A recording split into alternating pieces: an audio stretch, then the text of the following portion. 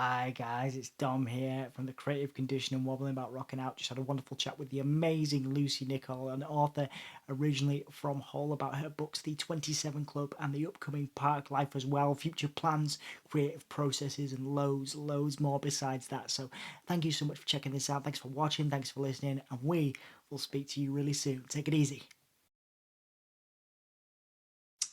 Cool.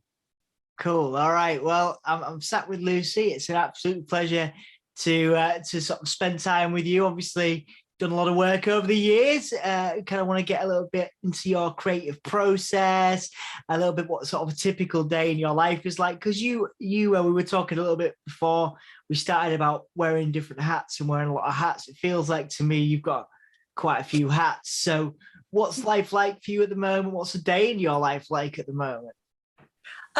It's busy. It's really busy. But it's probably I'm doing my best work, living my best life at the minute. So I freelance. So I do a lot of work for mental health charities. Mm, So mm. that involves a lot of working with people to help them tell their stories online or in the press, supporting campaigns and obviously a lot of writing as well. So I'm trying to balance kind of how much time I spend on PR and copywriting versus my own writing. Yeah.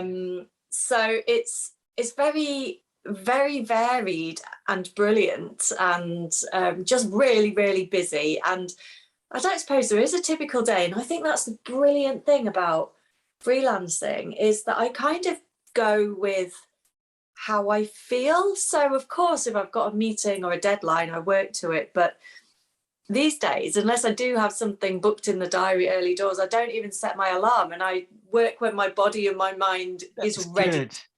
That's Yeah. really good. That's really. I might take some notes from that because like there are some similarities between your journey and mine, at least in that respect. So, but Yeah. but I haven't quite learned how to, not feel guilt if I don't get up at X, Y, and Z time. You know what I mean? Like, Yeah. and kind of let my body. I like the quote there. You let your body be ready. I like that a lot. I think that's really positive. Yeah, because sometimes I can, just really I just feel really inspired to do some work like later on in the evening. And then sometimes I might be working on a Sunday and I might have an afternoon nap on a Friday or something. So Yeah, why not? yeah. That Yeah. why not? Why not? And I think that is great. I mean, as much as detail as you're willing to go into, what made you interested in writing and working within the field of mental health? Because your characters in your book obviously have mental health to work with.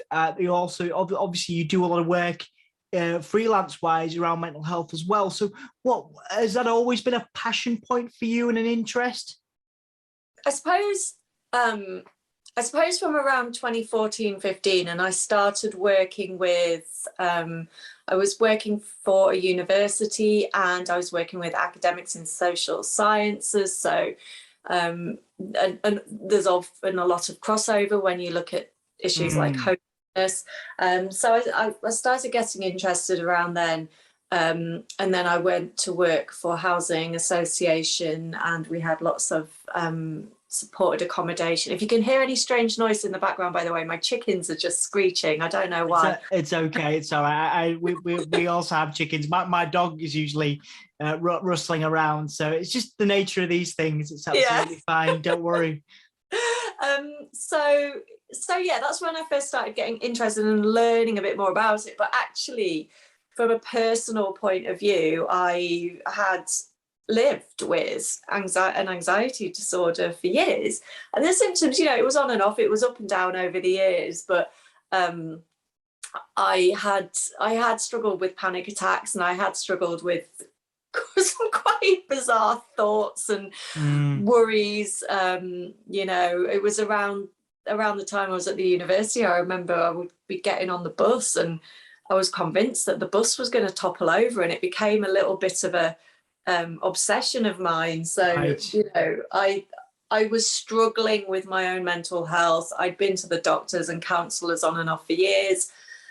And the two things just kind of came together, because I was working with other mental health services and encouraging people to share their story, and I just thought, well, you know, then perhaps I should. And so I started blogging, and blogging turned to media, like pieces, op-eds and stuff turned to books. So that's kind of where it came from, my own experience, but not for a long time being able to articulate it or even understand that, you know, that was a mental health problem. Because in the 90s, didn't talk about it as much. So, yeah. Yeah.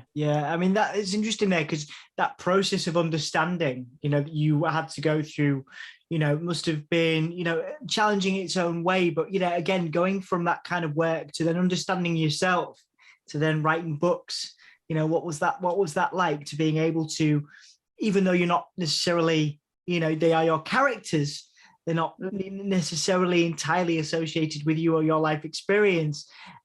It's a challenge to then put it into a book and then put that out into the world. Yeah, so I mean, because I was blogging, I was writing quite a bit about my own experiences, and I'll be completely honest, I had a non-fiction book out in 2018, which was kind of part memoir, and it was about mental health stigma. And I got the writing book, but I thought, well, I haven't really got much else to say about me. So I don't know why I'd never considered fiction. I don't know why I thought it was beyond me. And then I just thought one day, oh, do you know what? I'm just going to give it a go. I'm just going to, and so the first book, The 27 Club, there's lots that does relate to my personal experiences. So there's a lot about panic attacks and anxiety in there. You know, it's set in Hull, where I'm from, set in the 90s, where, you know, I was much younger than the character. I think it's set in 94, so I was probably about 16 or 17. The character's 26. But I was drawing on lots of things that I knew, and the music that I loved as well. So it was an opportunity to kind of go a bit fangirl on all the music and the bands that I used to love. So I just gave it a go, and ended up landing an agent through doing that. And now I've just got loads of different writing projects on, and books coming out next year, and Parklife, the follow-up to 27 now. So it's just sort of took off, and I can't stop writing. I love it. And I mean, that's interesting, you know, because again, you released that book, and obviously you do a lot of work self-published, but that was then a pathway to getting an agent. And I think a lot of young people, a lot of creatives, they have that, you know, oh man, how do I get an agent? How do I do all that? And you know, you talked in our previous interview about having, you know, agents around the country, which is really cool.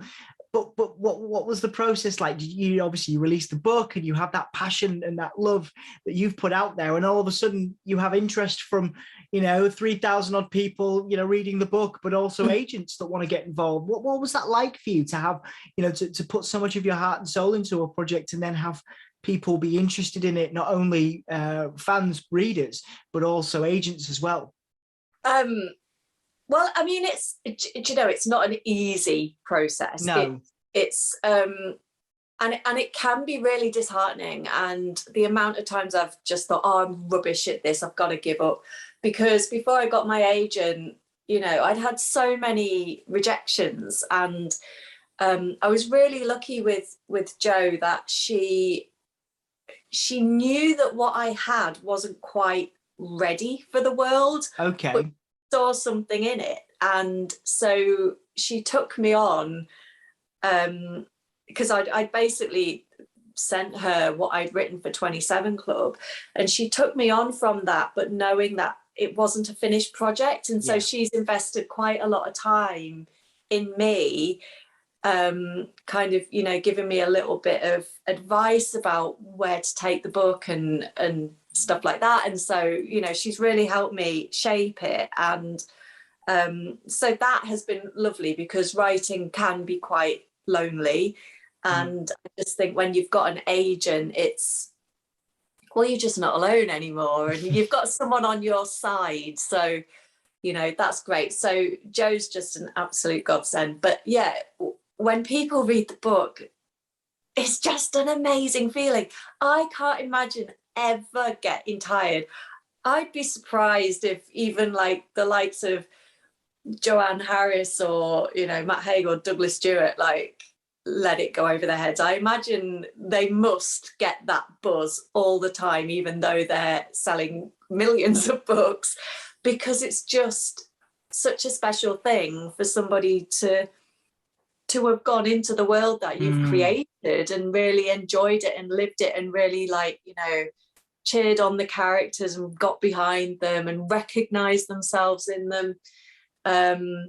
So yeah, that is just an absolutely amazing feeling. And anytime anyone says anything about the characters, it's just like, wow. It's amazing, and I'm so pleased that you've been able to have that success as well.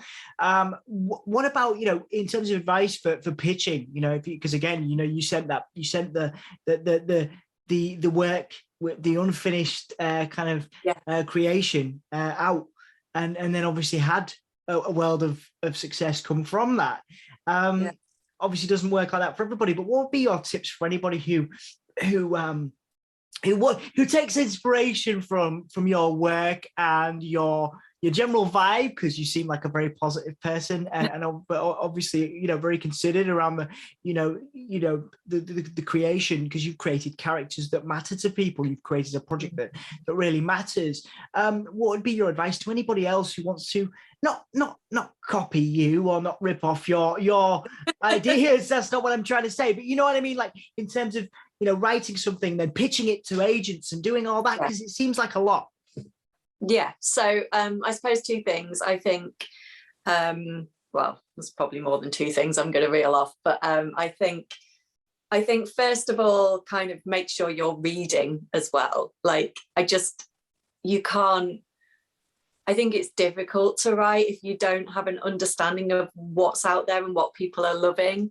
So I'm constantly reading, so there's that.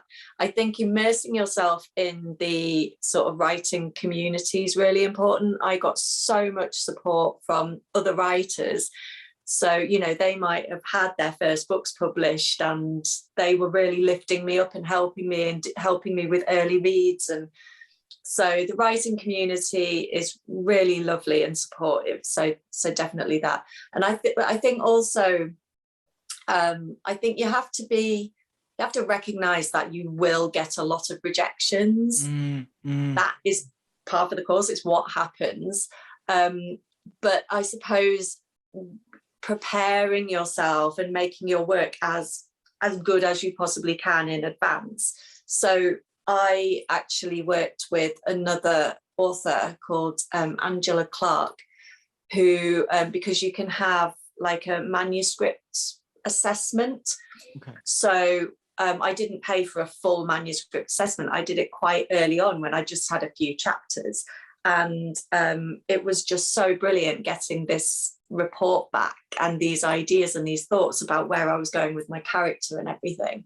And it also gave me a lot of encouragement, because I often think if there's a lot that needs to be done and somebody's sharing that with you, that's got to be a positive thing. So otherwise they'd just be like, don't bother, you know.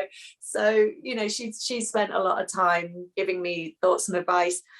And I think, you know, I was really lucky. I feel quite lucky with Jo, that my agent, that when I pitched, you know, I'd only written 50,000 words, and she was like, you know, a book needs to be a lot more than that. So I feel really lucky that she gave me that chance, because a lot of agents, I mean, agents just are so busy, like, you know, and they can only take so many clients on. So I would just say, you know, the more you can do with a manuscript assessment, or just getting other people reading, you know, if you could get, call it beta readers, if you get other people reading and feeding back, it'll really help you knock it into shape, so that when it lands on an agent's desk, it's as good as you can make it at the time. But I think overall, main message is keep going, because you're not going to land it with everyone. Some people write this amazing debut and it gets picked up and it goes to publisher auction and they have amazing success.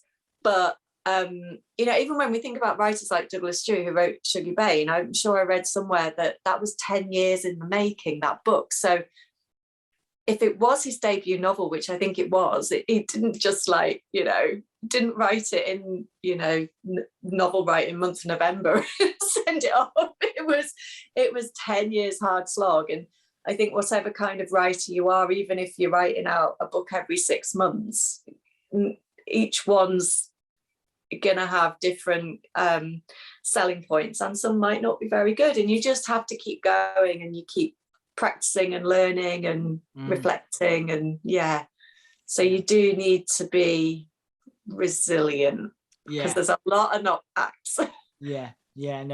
Absolutely. And I think that's one of the things that I wanted to talk about in terms of the realities of being an author and having everything you would need. So your agents and book ideas coming up, you've got books ready to release next year even. So from an outsider's perspective, you've achieved the dream. You have reached the author dream. So what are some of the realities? Are there any pressures around that, having to create and constantly come up with ideas? What are some of the realities about being an author that you wish maybe some young people knew or wish people knew about? So I suppose it's the difference, isn't it? When you're writing for you, so when I was writing 27 Club, I didn't have a contract, a deal, a deadline. It was just me writing. And so I was just, indulging in the writing and loving it. And it's different when you do get a deal and then you've got these deadlines that you've got to work to, and you can start panicking because sometimes you're on fire and you're writing and you've got the voice is strong and all these great lines and ideas are coming out and you feel like you've got loads of depth in it, and then other times just like it's exhausting, like trying to just get any quality out.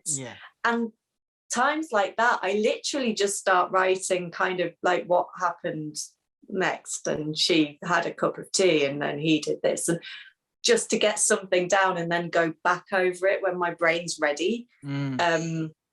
So it's kind of it's amazing knowing that there are publishers that want to publish my work. I love having deadlines. I do like having deadlines, but you do get the fear sometimes that you're just like, oh, I can't do it. It's nothing's coming out. Like it's dry. What's going on? So it can be a little bit stressful. And I think I just always have to tell myself to take a break, because there's just no point upsetting yourself and getting yourself in a mess if it's just not happening on that day. So I try and be really flexible with how and when I write. And if ever sometimes if my husband's gone up to bed and I've been watching TV and I think, oh, I just feel like it now, I just feel like getting something out. So it's a funny old business. It sounds fascinating. Again, the artistic process, the artistic curse, as I call it, it can grab you at any time. Absolutely, definitely. Fascinating. I mean, that in terms of advice, key tips for young people, both positive and negative now. So if you were talking to someone again who admires your work, obviously we talked about some stuff earlier, but if you could narrow it down, I guess I'm putting the pressure on you here, Lucy, and I apologize. If you've had 3 key tips of what you want to see, so say someone was pitching to you, what would you want to see from them? But also, what kind of mistakes would you want to see somebody avoid making? Because I guess that a lot of people talk about how to do things, and obviously the joys you can get from doing things the quote unquote right way, getting your agent, etc. But also people tend to shy away from mistakes that they see people making and how to avoid doing those. So your thoughts on that? So I think it's one thing that you hear agents say all the time, and authors say it because they know in their experience that they've got to get this right. It's no good just like having this long list of agents you're going to pitch to and then just banging it out to everybody, because they're individuals, and they need to connect with you. And if you're just writing a blanket email out, it's not going to happen unless you've got like the world's best idea. You know, it's not going to happen. And actually, you might have the world's best idea, but they're just not getting past a kind of, you know, to whoever. So I think there's something in really researching the agents and putting time in, and making sure that you're pitching to the right people who are likely to enjoy your work. But I honestly come back to it. I just think more than anything, it's just about do it. It's like that. It's that thing that, you know, you think, when can I actually say I'm a writer? Is it when I get my first publishing deal? Is it when I sell enough books? Is it when I get, you know, a bestseller, which I haven't got yet? But I am still saying I am a writer. And I think you learn that actually you should try to give yourself the permission to see yourself as a writer as soon as you decide to start writing, because you're doing it regardless. And I just think it's better for you to feel that you know you are producing work regardless of those deals or that agent or whatever, and just do it and embrace it and take it wherever you want to take it. And my journey, I think that's the other thing, writing for you, because, you know, I've got a couple of publishing deals for books that I can't talk about yet that are going to come out next year with 2 different publishers. But 2 of my books I've self-released, and that's a hard slog. But the reason I've done it is because, you know, I was writing about a time and you know, a type of music and things that I loved writing about, but they weren't that commercial. You know, you're not going to have a book with a gig, a Senseless Things gig in it, selling in Tesco's. Do you know what I mean? It's not going to happen. And so because I was loving it, I did it anyway, and I just put it out anyway. And I learned so much from doing it, and I found readers, and readers found my characters. So, you know, I think there are gatekeepers to the publishing industry, and you know, eventually you find the right click, and you know, it's like with finding an agent, you've got to find the right editor and publisher. Yeah.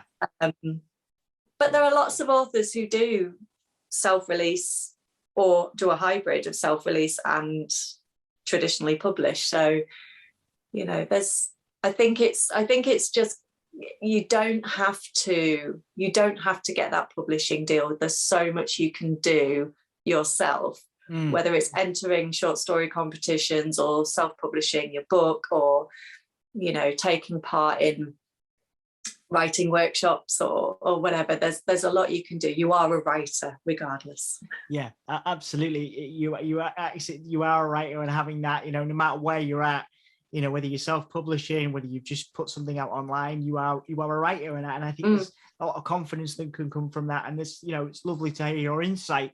2 or 3 more questions now then, before we look at some career highlights. Do you, because obviously in the last chat we did, we talked about some of your favorite bands. Now, do you need music to help you write? Do you write with music, or does music stay separate? I know music is incorporated, of course, into your books and into your work, but can you write with music, or do you need to listen to music to write, and then you'll turn it off and then start writing, or are they are they part of the same process? Like, will you listen to a certain band, for example? So I tend not to listen to music while I'm actually physically writing. I try not to have anything around me while I'm actually writing. But I think the reason I have a lot of music in my work is because I think I was having a midlife crisis when I started writing 27 Clubs.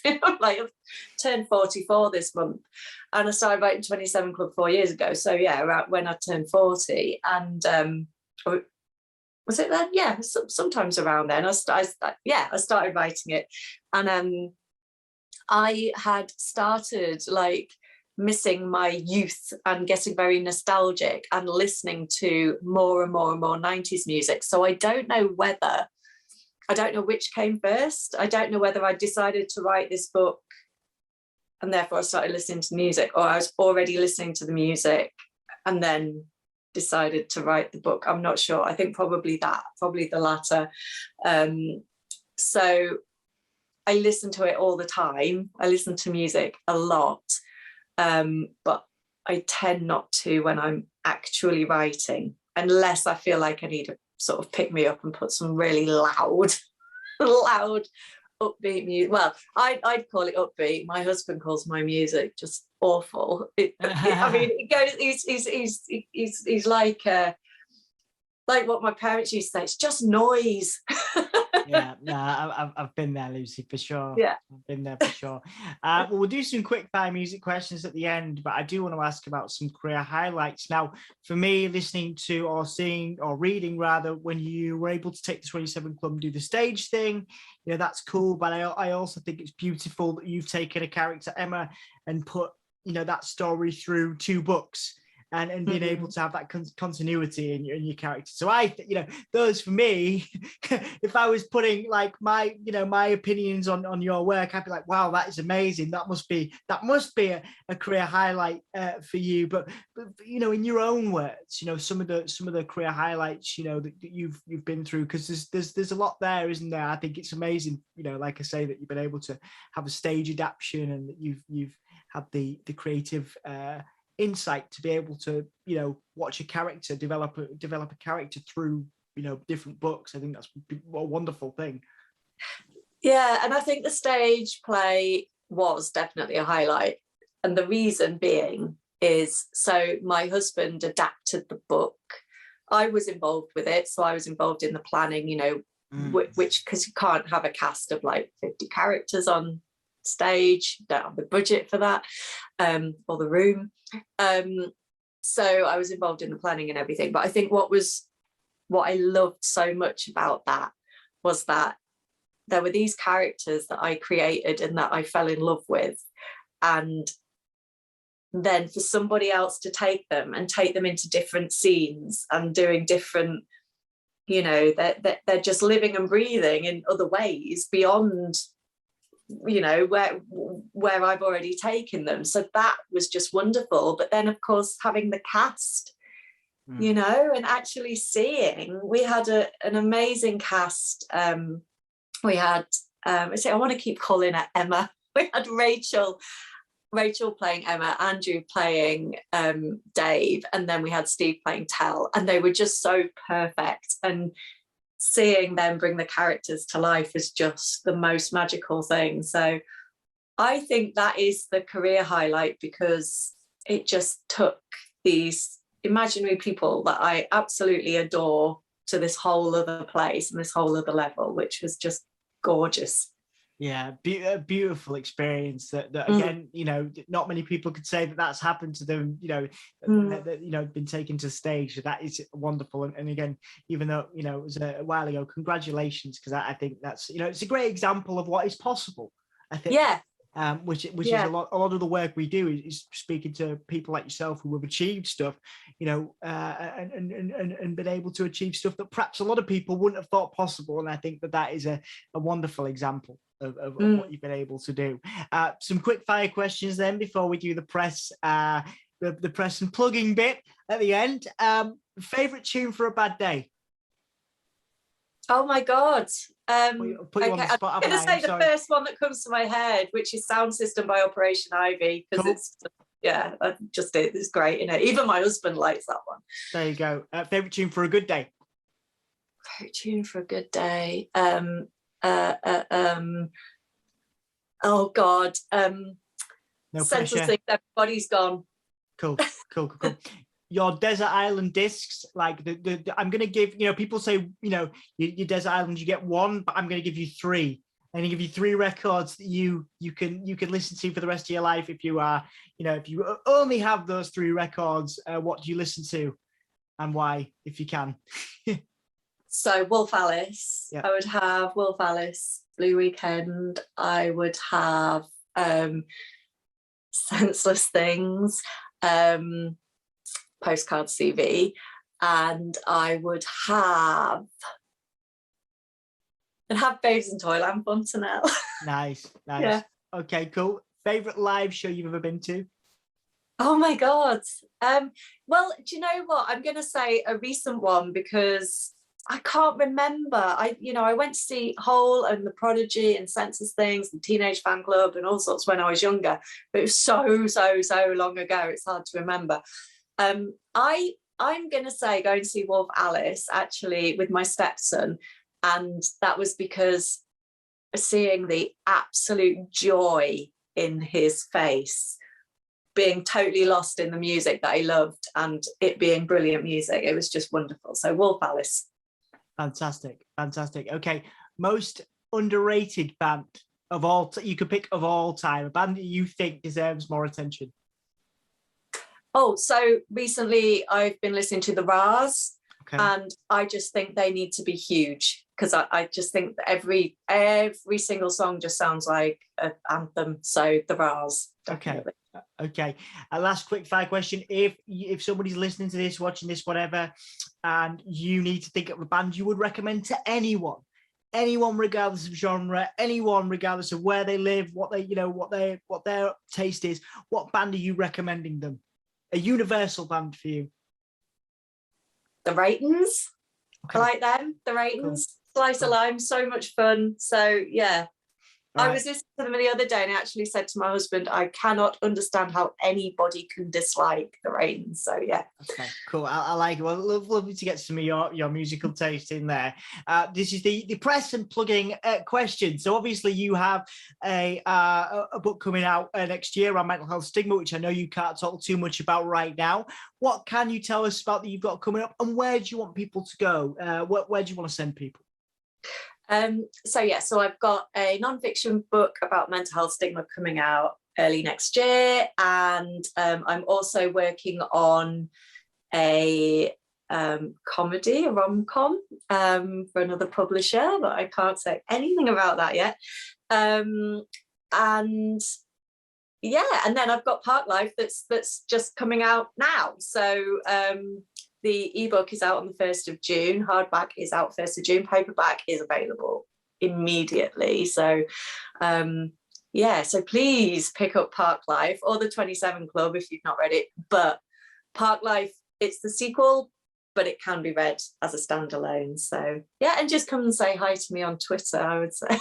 Because I don't shut up on there. And it's so cool to chat with you, Lucy. It's been an absolute pleasure, and thank you for sharing part of your story with me. It's I think what you've done is awesome, and I think you've got a lot to be very proud of. But onwards and forwards, plenty more to come. So I look forward to seeing what's happening for you in the future as well.